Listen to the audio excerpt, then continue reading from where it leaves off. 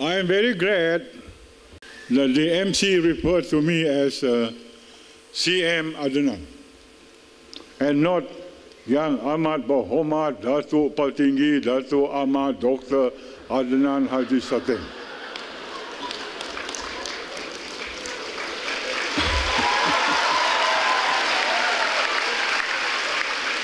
If you keep on repeating that one, you will lose your breath. In fact, one of the first decisions I made was not to be too formal with me, and don't call me Yang Ahmad Muhammad this, that, and the other, etc., etc. Just call me CM, or just Adnan, or CM Adnan. CM because it refers to Chief Minister, and that's what people call me, and Adnan because that is the name that my mother gave me. So I respect my late mother, because if it isn't for her, I will not be here. So the first is informality. Call me whatever you want, but don't call me beloved Chief Minister. I don't like, if one man calls another man as beloved, sounds very suspicious. Sounds very suspicious. I don't mind if a girl calls me beloved, yes. In fact, I want them to call me beloved. But not another man. Sounds very, very suspicious. But anyway, I am 72 years old. Some of you are not only Pangkat children, but even my grandchildren. So I have been around for the last 72 years. And if you have been around for the 72 years, you must know something. You must experience something that you want to share with others. I suppose the 72 years have been quite a very eventful time for me. I've been a journalist, I've been a teacher, I've been a government servant, I've been a magistrate, I've been a lousy politician,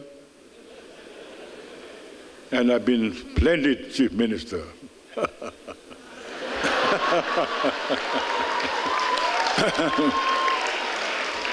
And I am very modest, and very modest too. That's why I call myself splendid Chief Minister. I'm being very modest.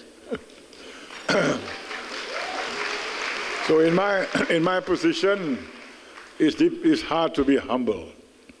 I have been federal minister, I've been state minister, I've been Dewan member of parliament, Dewan Undangan Negeri, chairman of this, chairman of that, this and the other. And because of all that, I must say it is very difficult for me to be humble. Therefore, I try to be humble as far as I can. So you can shoot any questions you want. Political question, non-political question, stupid questions, good questions, whatever, to satisfy your curiosity. So here I am, ask me anything you want. About pretty girls or handsome boys, or I love you, you love me, etc., etc.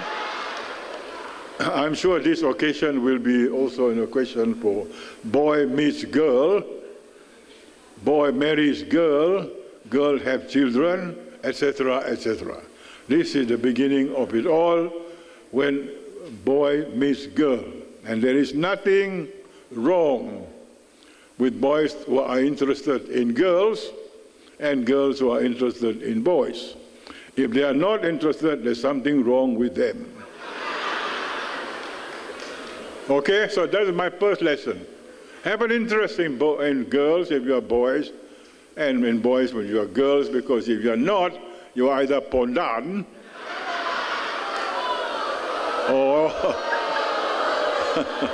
or there's something wrong with you. Okay, shoot, any question you want to ask me. All right, ladies and gentlemen, we actually have the first question, CM Adnan. So the first question will be from one of the APBM Ahli Parlimen Belia Malaysia, Isaac Lee, with his question. Dipersilakan, Isaac Lee. Okay. CM Adnan. Where is your question? Okay. CM Adnan, selamat petang. Saya Isaac ingin mengemukakan satu soalan. Mengapakah YAB Ketua Menteri Sarawak memberikan sokongan yang kuat kepada YAB Perdana Menteri Malaysia? Okay. Meskipun beliau kurang popular dalam kalangan rakyat di Sarawak atas insiden-insiden tertentu. Sekian soalan saya. Terima kasih.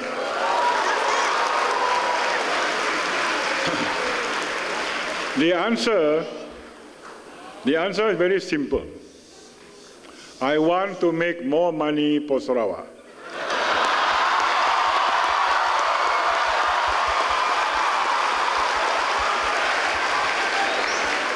And the Prime Minister is the one person who can give us more money.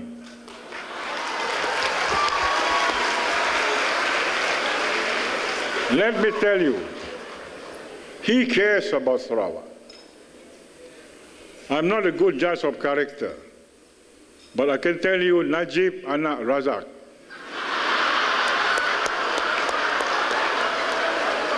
is a good friend of Sarawak. Aku tu Denan Anak Satem. So if you call me Denan Anak Satem, you can go ahead, never mind. Just avoid all this young amat bohongan stuff. That is the reason. But let me tell you why.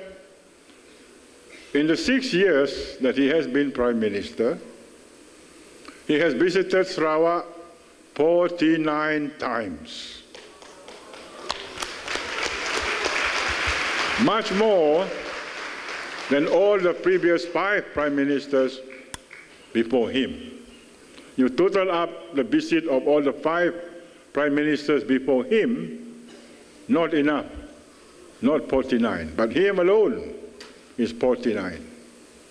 And there was one Prime Minister who was Prime Minister of Malaysia for 22 years, and he seldom visits us. You know who I mean, lah. And in the last 6 years, he did not come just with a smile on his face or with an empty hand, but he came with so many projects. And when we calculate it, he has given us nearly $3 billion in the last 6 years. And on top of that, even though the Malaysian economy is not doing well, he gives us another 16 billion in the next 4 to 5 years for the Pan-Borneo Highway, which will be the single biggest engineering project ever in the history of Sarawak. And I told him, sir, thank you very much. If Semenanjung has north-south highway, Sarawak also want to have our Borneo Highway. We want to catch up. We don't want to be backward anymore. We have been in Malaysia for the last 50 over years. It's high time we have a highway like West Malaysia. It's high time we catch up with the rest of Malaysia, with the rest states like Selangor, Pulau Pinang, Negeri Sembilan, Kedah, etc., etc. So his answer is yes. And that is the kind of Prime Minister that we have. And when I asked him, I said, I want powers given to Sarawak back, powers taken away by the federal government in the last 50 years, which was meant for Sarawak, was taken away. I want it back. He didn't say no. He said, let us talk about it. So don't you know that 1963, the lawyers would tell you this, there was the Malaysia Agreement, There was the Intergovernmental Committee report and recommendation. There was the Malaysia Act. There was the Cobol Commission and recommendation. All this requires that Sarawak be given autonomy in many areas, over and above the ordinary states in West Malaysia.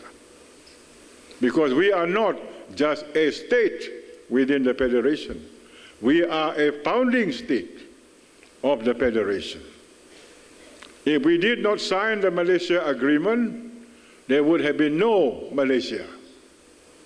The agreement to form Malaysia was signed by the United Kingdom, the Federation of Malaya at that time, now called West Malaysia, North Borneo, now called Sabah, Singapura, and Sarawak. Now, we're way back in 1963, I think July of 1963. That is an international treaty because it is kept there in the United Nations. It is an international treaty between sovereign nations and states. So not even the Constitution can overrule this treaty. And that is why I need to have a special position, and that is why I want those powers back to Sarawak. And his answer is, yes, we can talk about it. He keeps an open mind. That is the kind of Prime Minister that we want. If it has been any other Prime Minister except the one who was, especially the one who was 22 years, the answer will be no. The answer will be no. I'm quite sure it will be no. Thank heavens he is no longer the Prime Minister. So that basically is what it is. I want to make more money for Sarawak for the sake of Sarawak. Because we have been neglected all these many years. We have been neglected all these many years. And we are the biggest state in the Federation. And we are the most rural of the states in the Federation. If in Kedah you only need about 10 miles of road, we need 100 here. If in Selangor you need 20 miles of road, we need 200 here. So that is the kind of thing that we want for Sarawak, and he agrees. So that is the answer to your question. Thank you very much, CM Adnan. And we have the next question from Lee Jun Choi. Hello. Good day, CM Adnan. Thank you. We are very happy about the Pen Borneo projects that we can finally get our highway. Now, my question is, can we youth entrepreneur, regardless of races, participate in the Pen Borneo project? If yes, then how can we actually participate? Thank you. If you invest $1 in a business enterprise, you create what is called the multiplier effect. If you throw a stone on water, we call ripples, become bigger and bigger. It will affect directly or indirectly others. You want to build a bridge, you must have engineers, you must have technicians, you must have iron, you must have machine, you must have cables, and all this material. And who is going to supply it? Other companies. So it gives business to the supplier. It needs employment towards a labor force. You give employment to more and more people. What more to say if it is a $16 billion worth of project? You need hundreds of contractors, subcontractors, suppliers, and so on. And the main contractor cannot supply all these requirements. He needs a network of suppliers and engineers and construction material. So the world becomes expand and expand and expand. It will become an economy. For example, what is Miri if it isn't for the oil industry?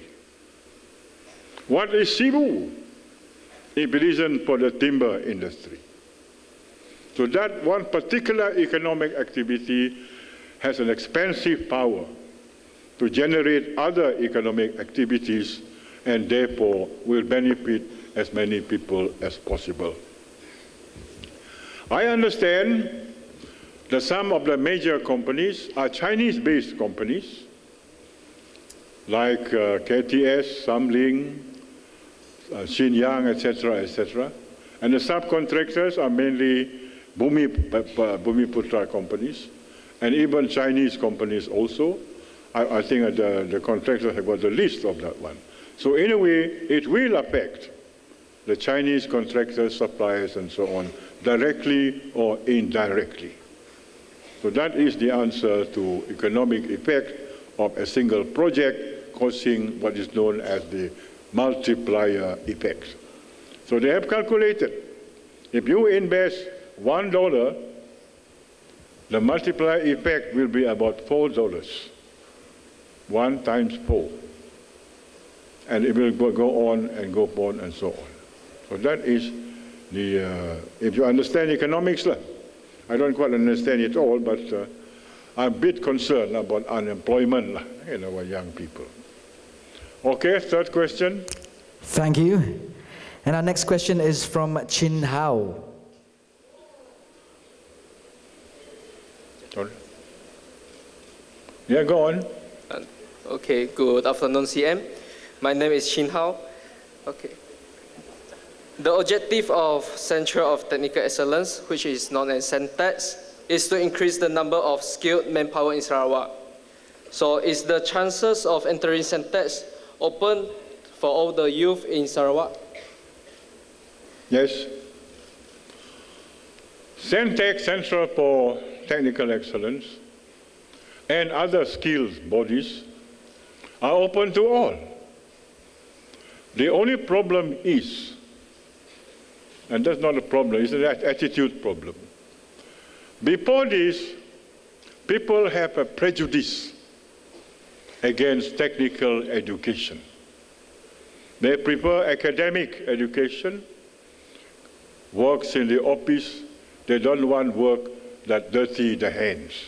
Somehow or other, the blue-collar job is looked down by those who want to have white-collar jobs. But economists and economics will not allow that anymore. If we are still just producers of raw commodities, rubber, paper, tin, etc., maybe that's okay. But if you want to industrialize, manufacture things, create things, added value to things, you have to have technical know-how. You have to. And when you need technical know-how, the people must be trained to have mechanical skills, technical skills. Nowadays, it is a fact that you cannot get a job simply on an SPM. No, you cannot. But if you have SPM and a skill above that, you will be taken even before you leave the technical school. So there is we have calculated, we need thousands, literally thousands of people, technicians and so on, in Bintulu, in Miri, and the other places where we industrialize. So that is the emphasis, and it is open to all. I've just said, recently I made a decision that Yayasan Sarawak is open to those who qualified with unified examination certificate. They can do that, they can apply. And they can join our civil service. You know, all these many years, I don't know the reason why, but it was well before my time. All these many years, the federal government do not recognize unified examination certificate, which affects the Chinese community. Well, I've broken the mold. I don't care what the federal government says. Sarawak will recognize these people because they render a good educational service. Our Chinese schools, Chunghwa schools, etc., are one of the best in the country. They offer good education not only to the Chinese, but also to Bumi Putra, to Malays and Iban and other races. There are some so-called Chinese schools in the rural areas where the majority of the students are Bumi Putra. Maybe they don't have that in West Malaysia, I don't know, but it's their business. But then we have it here. So we will not be losing talent. If we do not recognize these people, the talented ones, they will go away and work somewhere else, and we lose potential manpower.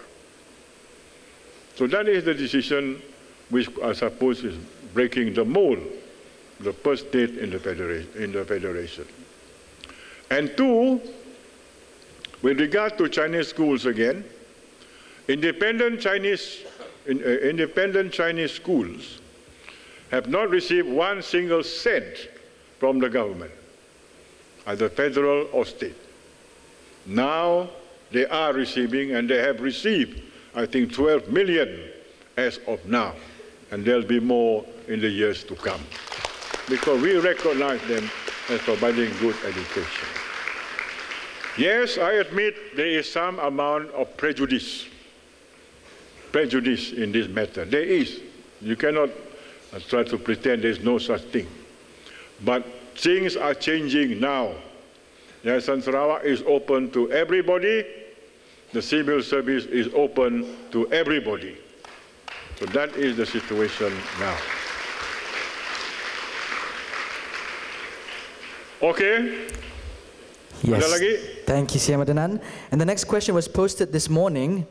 Some of the youth would like to know why the government bans politicians coming to Sarawak. All right.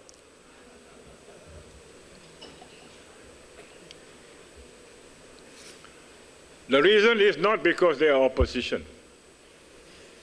We also ban people who are not with the opposition. Ibrahim Ali, Redwan T, and some others associated with UMNO. That you don't know because they don't make a pass out of it. I have already said in the beginning, we in Sarawak live peacefully. Bisik ke Balaiban, bisik ke Cina, bisik ke orang Ulu, bisik ke laut.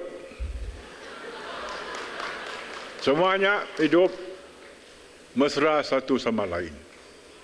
There is no state in Malaysia like us where we can live together in peace and harmony. You look at this assembly. Kita duduk sama, makan sama, minum sama, cari amoy pun sama juga. And I don't want people to disturb that. I don't want people to bring us poison our society to hate one another. To hate one another. That is why I said I will not tolerate religious bigots and extremists. Religious bigots and extremists, be they from UMNO or from any other opposition party. Because our tradition is not like that. I don't want us to follow that tradition. We live peacefully enough, leave it alone. Kalau barang itu bagus, leave it alone. Kalau kereta itu tidak rosak, don't try to fix it.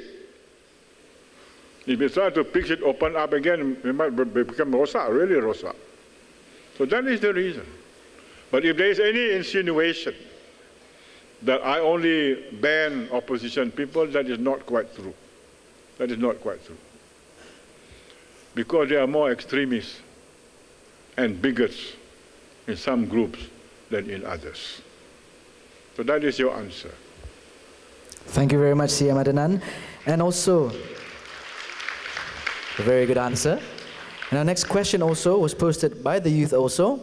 Are there any government loans for Sarawak youth to start their business? Are there? Are there any government loans for Sarawak youth to start their business? I'm sure there are quite a few. I'm sure there are quite a few. I don't know in particular what they are, you know, but I know there's quite a few. Not only for Bumi Putra, but for others the same. For SME, they call it, small and medium enterprise. Yeah, maybe Len can answer that one. There are programs under Ministry of Industrial Development by which it's not only the youth, but anybody can apply for loan. But on the top of that, there are also loan from the federal government, under Peneraju, under SLIM dan sebagainya. But under Sarawak State government, there are loans that are provided by the Ministry of Industrial Development to start a new business. So this one you can pursue further with the Ministry of Industrial Development, where yang berhormat Menteri Muda Datuk Peter Nansen is from that ministry. You can ask him later on if there's any more detail that you require. Thank you. Thank you, Muhammad Dato' Lin. I hope that answered your question. And another special question, yeah? What is the CM Adanan's opinion regarding social media censoring? Media censor. Freedom of speech is not unlimited. There is the responsibility towards the truth and nothing but the truth. You give complete liberty to people, they will surely abuse it. They will start libeling, defaming, making lies and so on, anyhow they want. At the same time, you cannot follow 1984. You know the famous book by George Orwell, 1984, people are not allowed to think. The state will think for them. That is one extreme. But the other extreme can be the same. So you must create a balance between freedom and responsibility. Freedom and responsibility. Suppose there is a riot out of this Dewan. Suppose there is a riot. And I say the riot is caused because the Malays beat up the Chinese, or the Chinese beat up the Malays, raising up your anger. That is an irresponsible act. When the riot is just some people quarreling among themselves. That is the extent of your liberty. There must be responsibility for what you say. There are libel laws, of course, but how many people can take up libel and defamation laws? Lawyers are much too expensive these days. So there you are. The general rule is very simple. Freedom comes with responsibility. Tell the truth, and that is your responsibility. Now, of course, anybody can talk on the social network, etc., can say anything they want. Anything, even if it's ridiculous. And some people believe it. But if they go on like this all the time, one day people will be fed up. And they will not believe in whatever they read or hear on the internet. So that is the situation that I know of. I cannot be more particular than that, but there must be responsibility towards one another. My freedom extends from my nose to the end of your nose. That is what they say. Okay? Thank you very much, CM Adenan. So, dengar kata CM Adenan, ya. All right, we would like to open the floor for the youth to ask your questions. Dipersilakan. Yes. Hello. Good evening, CM. From now to 2030 is around 14 years. So Sarawak want to become the highest income state, to become developed and rich state. So to compete with more developed countries. But within these 14 years, there is a lot of technology coming up, such as robotics technology, 3D printing technology, which will cut a lot of employment. For example, in hotel, housekeeper, frontline, bank teller, 3D printing technology will be replaced. All the sites employment, all the workers will be unemployed. So what would Sarawak do with these arise matters? Please also mention your name and your organization, please. I'm Chan Kim Leong. I'm fresh graduate from Swinburne University. Thank you.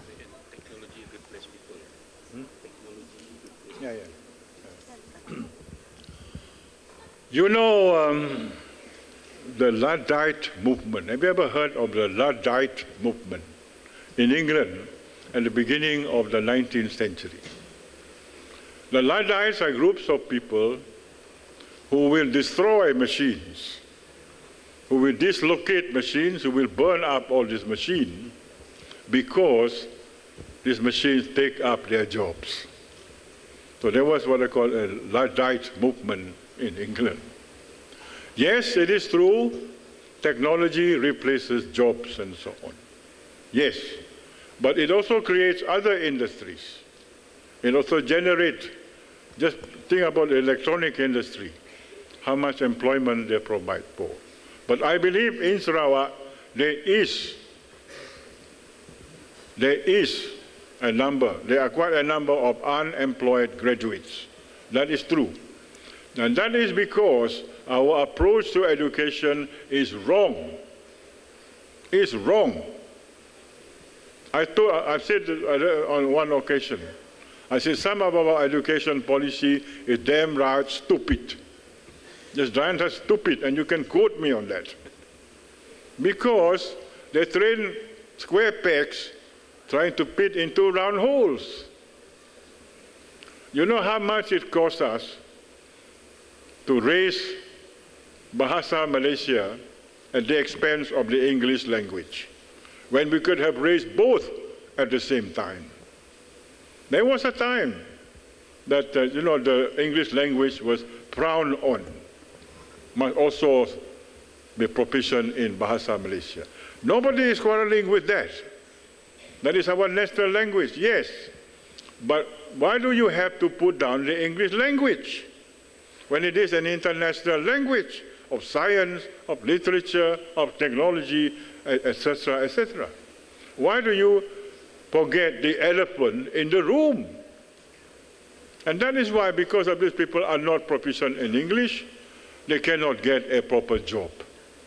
And foreign companies and big companies, they prefer people who speak English, who can communicate well.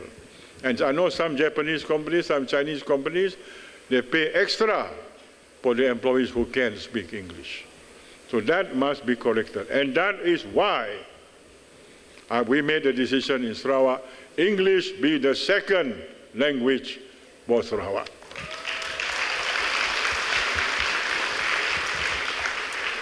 Because if you look at the figures, most of these unemployed graduates are very proficient in Bahasa, but they can't even put a decent sentence in English. You look at the figures. So that is a mistake that we have made, and I believe the federal government is making amends over this thing. It will take some time, but it must be done because we want to avoid so much unemployment. But talking about employment, generally speaking, Malaysians have more jobs than there are people. Those workers in the plantation, those Indonesian workers in the plantation, in the construction industry, numbering maybe 1 or 2 million, those jobs could be taken by our own people, except they don't want. They don't want.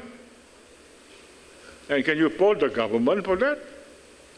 You give them a job in the plantation, tidak tahan panas, tidak tahan hujan, etc., etc. And we leave all these jobs to foreigners.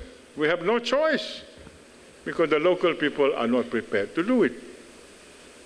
What will happen to our plantation industry if all the Indonesians leave?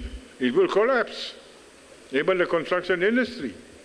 So in fact, if you look at the figures, there are more jobs available for Malaysians than there are Malaysians prepared to accept it. Except we are choosy, lah. We are choosy. We don't want these menial jobs and so on. So that is the irony of it all. Thank you, CM Adnan. And our next question, please. Excuse me. My name is Misha and I'm from SMK Batu Lintang. You mentioned that you want to make more money for Sarawak.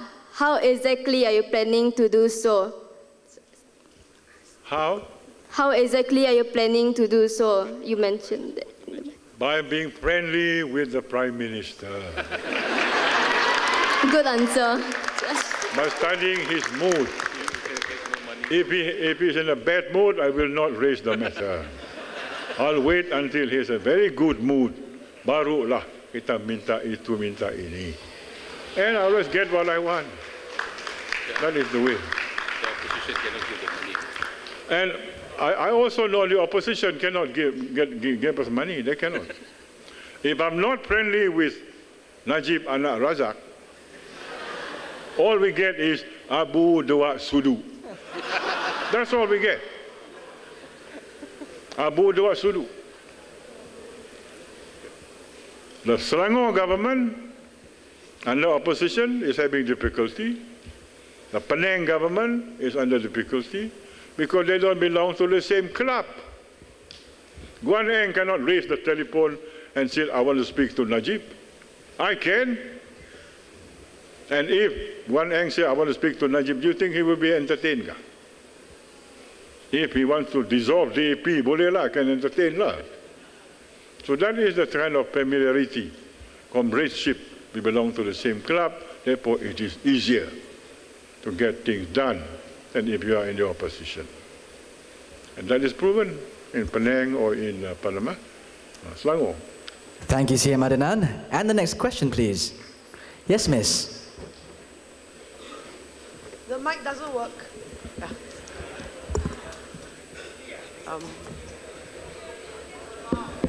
Hello. Okay. Good evening, CM. My name is Rachel Jong. I'm from SMK St. Thomas's Secondary School. And I have two questions for you, one regarding racial equality in Sarawak and one regarding gender equality in Sarawak. Now, my first question for you is, do you agree that there is still some discrimination among races in Sarawak, especially when it comes to obtaining applications for universities, scholarships, financial aids and jobs? And what can be done to overcome this racial discrimination, if there's any? Not very clear. Can you just... Okay. My first question is, do you agree that there is still some discrimination among races in Sarawak, especially when it comes to obtaining applications for universities, scholarships, financial aids and jobs? And what can be done to overcome this racial discrimination, if there is any? That's my first question. Yeah. Second question? Second question. What is your opinion on women participating in politics? Now, even though women are currently holding positions in politics, they're not very high.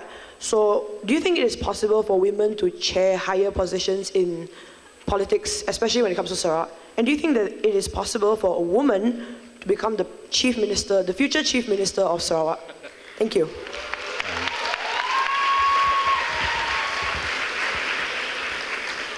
I'll answer the second question first.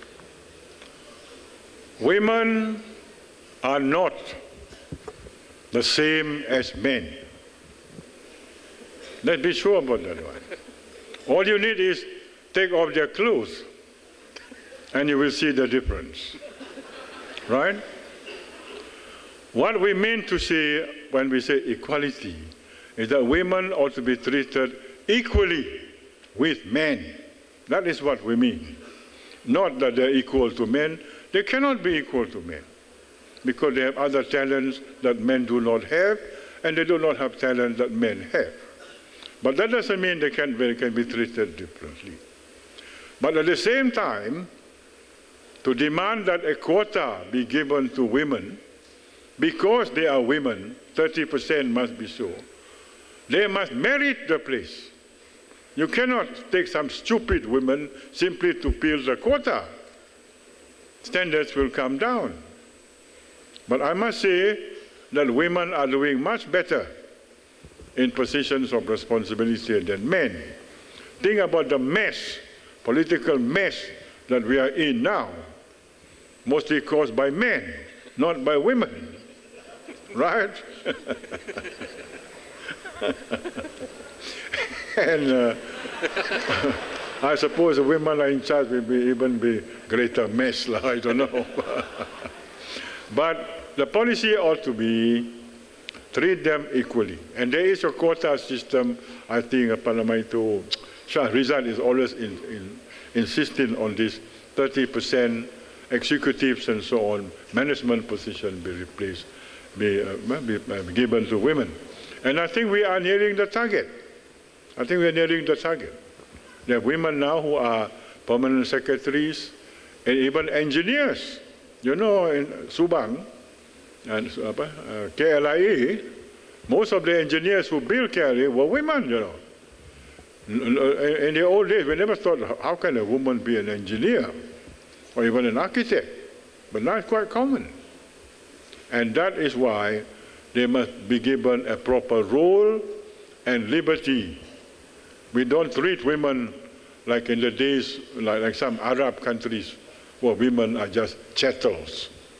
Some Arab countries treat women as if they're just chattels. The value is worse than that of a camel. We don't want that. So there we are, we're striving to, and so on. Now there is a racial prejudice, some allegation of racial prejudice. I know the civil service is dominated by Malays. If you compare the population, Malays is only about a quarter, and Iban are more than that, Chinese more than that. But we cannot base recruitment simply on because you are Chinese, because you are Malay, because you are qualified, that is why you are taken. And whenever there is a vacancy in government service, more Malays will apply for it than Chinese, than Iban. I mean, the State Secretary can show you the figures. So the result, of course, are more Malays and so on. And that is the real position now. But there's something that need to be improved, yes. I know, some statutory bodies and so on. But we have made a calculation. There are more Chinese in executive position in our government-linked companies, statutory bodies and so on, than the others. It appears to be the Malays are in charge. But if you look at the actual figures, and the State Secretary can provide you with these figures, that there is almost equality among the races. If you look below the surface, not just what you see outside. Thank you very much, CM Adnan. Does that answer your question? All right, we give two more questions, yeah, from the lady at the back who is at the microphone, and after this, the Tudong girl. Yeah? Hello. Good evening, CM Adnan. I have two questions, actually. I'm Cynthia from Swinburne University. I'm just asking a question out of curiosity, and I'm sorry if the question is a bit childish, but here I go. From what I know, the oil industries are facing their downfall, not in Malaysia, but all around the world. Now, is that true? The second question is, if it is true, what will happen to Miri and Bintulu? Because oil industries is their biggest economy income. Thank you. Yes, it's true. The price of crude oil have collapsed from as high as 120 per barrel to now about $30 per barrel. So oil-producing countries will have less revenue. According to the figures we worked out, for every $1 $1 reduction in oil price, Malaysia lose 485 million. Just $1. And when you think about $100 or $90, you guys imagine the figures. Lucky we have the GST to broaden the tax base. We can match what we lose in revenue. But the industry is suffering.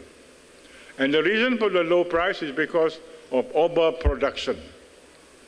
The biggest producer, Saudi Arabia, Soviet Union, they don't want to raise the prices because they want to lose the market, because they want so that shale oil will not go up. So that is the reason. They want to protect their market. They are prepared to do it. Saudi Arabia can afford to sell oil at $30 per barrel because their rate of production is very small, between $10 and $20. But in Malaysia, it's more than that. So if it is less than that, I think we will suffer. So that is the fact of the truth. And it is not the fault of the government. It's the international market. And the industry that we propose from the petrochemical, etc., will suffer, yes. Petronas, it will be cutting down on its investment. That is true. But there's nothing we can do about it until the price of oil goes up. And it looks likely to be that way. It will creep up, but very, very slowly. And I hope it will continue to be that way, and then we can, Panama, enjoy the good days again. But right now, susah lah. If it isn't for GST, we broaden the tax base, our national revenue would be slashed. And we cannot go on with some of these projects, even the Borneo Highway. So that is your answer lah. Thank you very much, CM Adnan. And the last question, yes, daripada Cik. Can you introduce yourself and where you're from? Hello. Okay. Assalamualaikum and hi, CM Adnan. I'm very excited. I hope you can bear with me and be patient because I'm going to need a minute or two. This is very important for me. My name is Aziza Asnizan. I'm 19 years old and I'm from Miri, Sarawak. I'm currently studying in United World College of the Atlantic in UK, studying the International Baccalaureate. And as soon as I heard that you were going to be in this event today, chun-chun sekali, I flew down to Miri and Kuching, and straight from the airport, I came here for this event.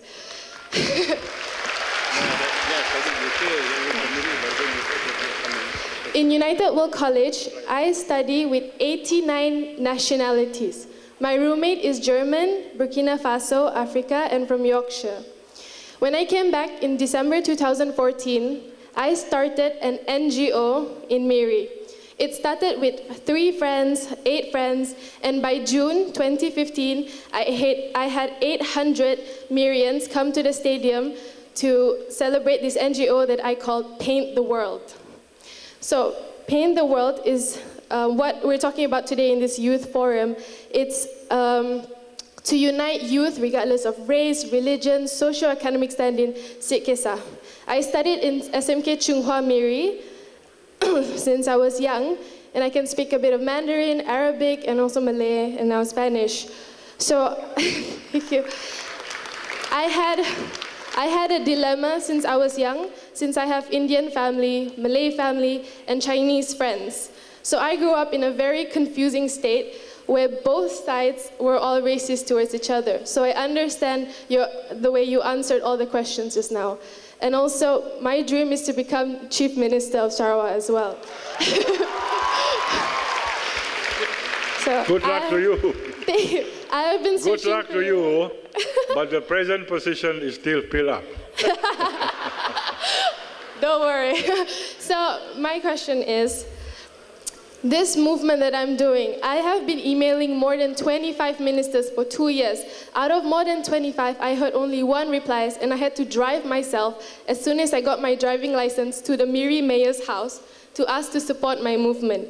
Because I strongly believe in recycling, and also sustainability. And I've tried contacting the environmental, the Minister of Tourism for everything, because I was really annoyed that there was no recycling bin in any shops that I went to. So I had to bring all the plastic bottle back home and recycle it. But all my friends and family were laughing at me. But I feel like this is a very, very important issue, especially for young kids our days to start adapting.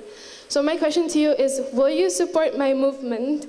And how am I'm stuck right now because it is really hard coming from no connections at all to whatsoever politician or whatever. I come to all these forums in hopes of finding a way to make my movement better and get advices from you. And finally today I can talk to you. So what is your advice? Okay. Yeah.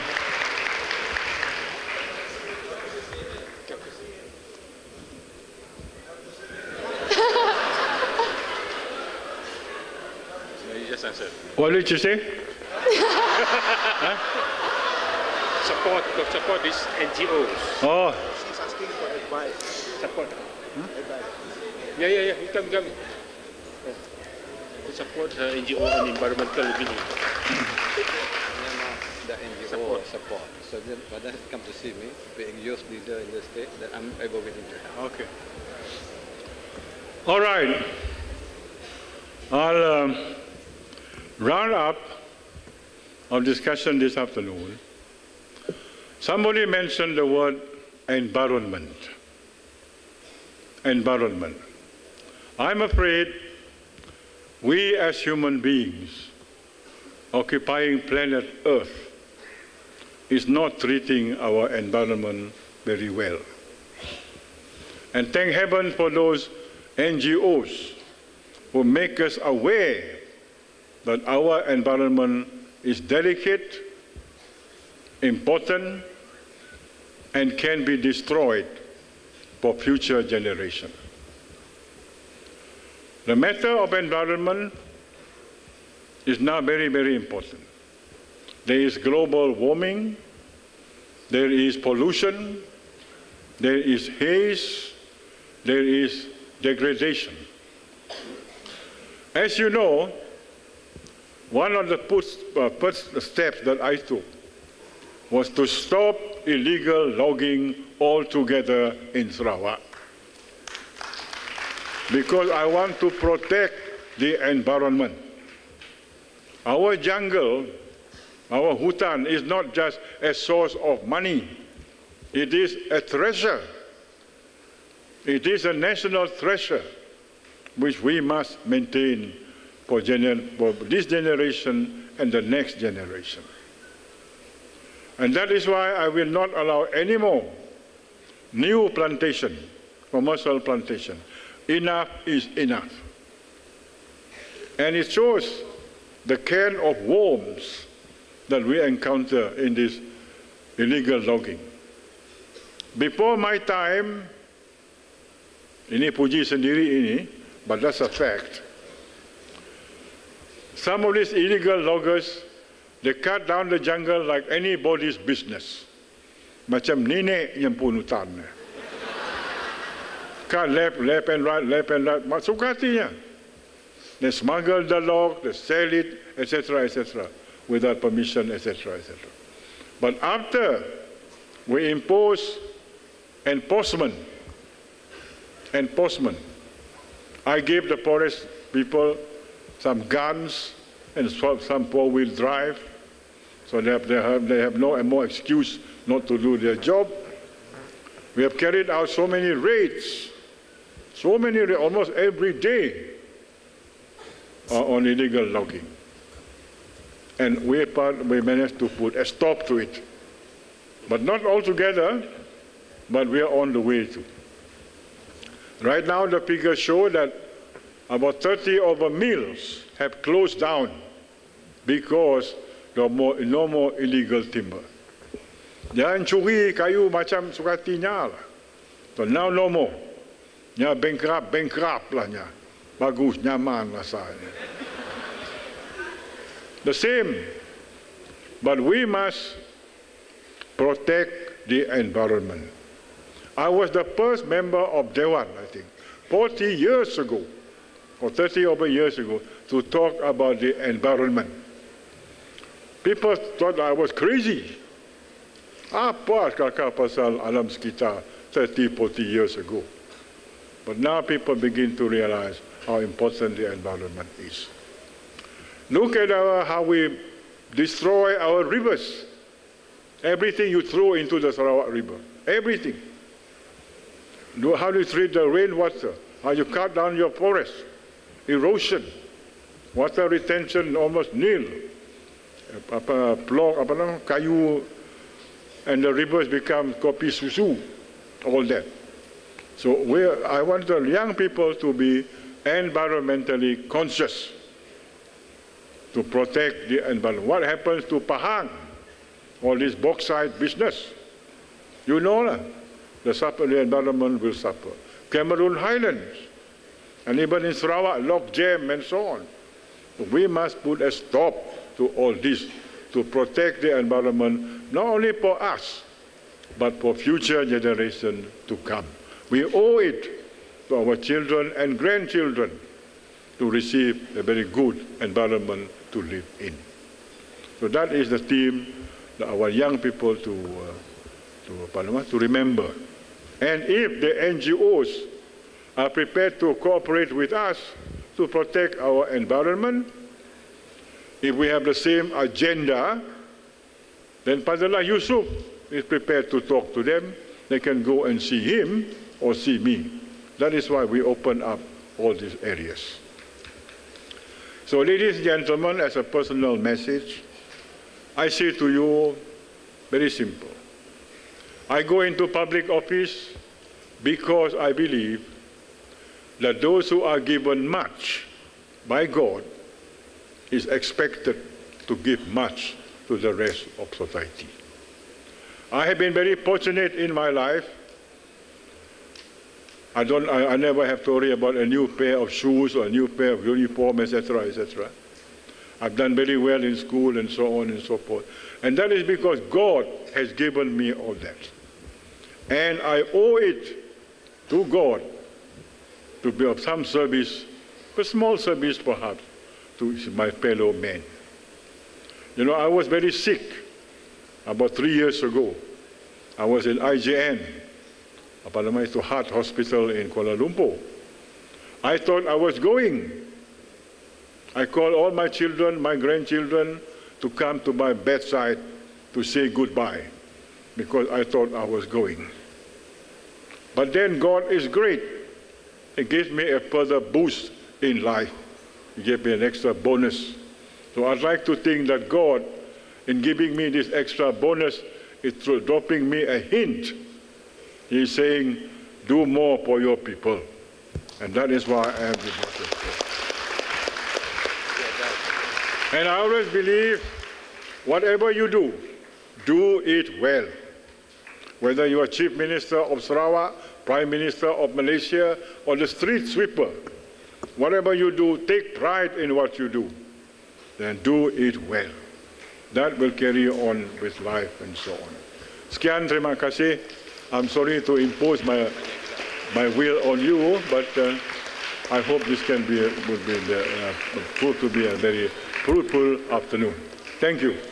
Ladies and gentlemen, a big round of applause for CM Adnan dengan forum kita Sarawak as the most developed and high income state by 2030. Dan kami